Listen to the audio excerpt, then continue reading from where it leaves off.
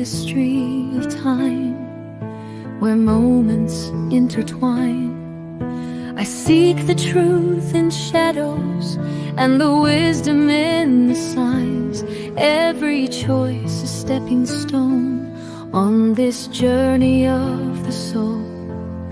Each lesson carved in silence makes the fractured spirit whole. Stairs to heaven rise so high, reaching for the endless sky. With every breath I feel the grace taking me to a beautiful place.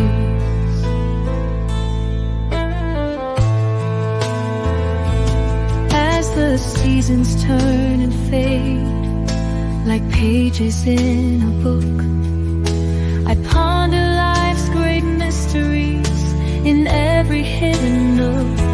What is love and what is loss in this fleeting dance we share? In the depths of every question lies the essence of our care. Stairs to heaven rise so high, reaching for the endless sky. With every breath I feel the grace taking me to a beautiful place. And when the shadows start to fall, I'll stand up strong and hear the call. For every heart that dares to dream will find the light, a guiding beam. Stairs to heaven rise so high, reaching for the endless sky. With every breath I feel the grace taking me to a beautiful place. Stairs to heaven rise so high, reaching for the endless sky. With every breath I feel the grace taking me to a beautiful place.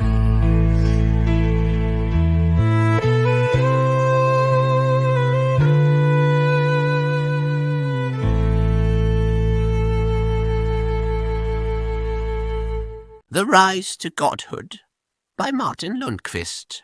Chapter 2. The Thirst for New Experiences. The lowest of servants, the daughter of the false prophet Kailow, will become the Dina Wib and give birth to our next Messiah. Whoever sires this child is bound for greatness. These are my dying words. Make me proud, my son. These were the last words of Grand Siress Ahana Anchalan on her deathbed in the year 9998 of the Fifth Age, 71,202 years before present day. 2 years have passed since the prophecy.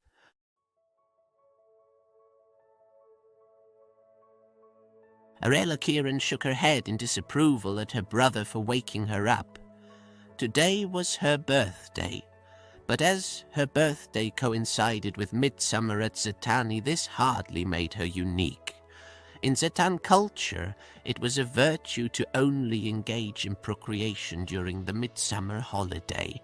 As the gestation period for the Zetan species was a year, most people had their birthdays on or around the holiday.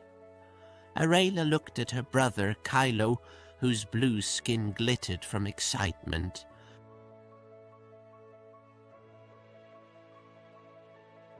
Areela, wake up! Happy birthday, sister. Yet, you only turned 200 once. How does it feel to reach adulthood? I don't know. I am not as obsessed with sex as you are. At least you'll get to experience sex today since you have reached adulthood. Copulation without the probability of conception is against the natural order. Cut it out, Kailow. You only woke me up, so I would wish you happy birthday as well. I feel that I would enjoy my birthday more if I didn't share it with half the people in our capital. What about lowering the probability? Would that be outside the natural order? Shut up, Kailow. This is not what I want. I want the freedom to choose who I am with and when I am with him. Areela paused to think. What did she feel? She felt that Zetan society wasn't enough to quench her thirst for new experiences. She wanted to experience something different, a community that wasn't inhibited by the strict adherence to ancient laws, a society where you could celebrate birthdays any day of the year. Areela didn't know, at least not from personal experience.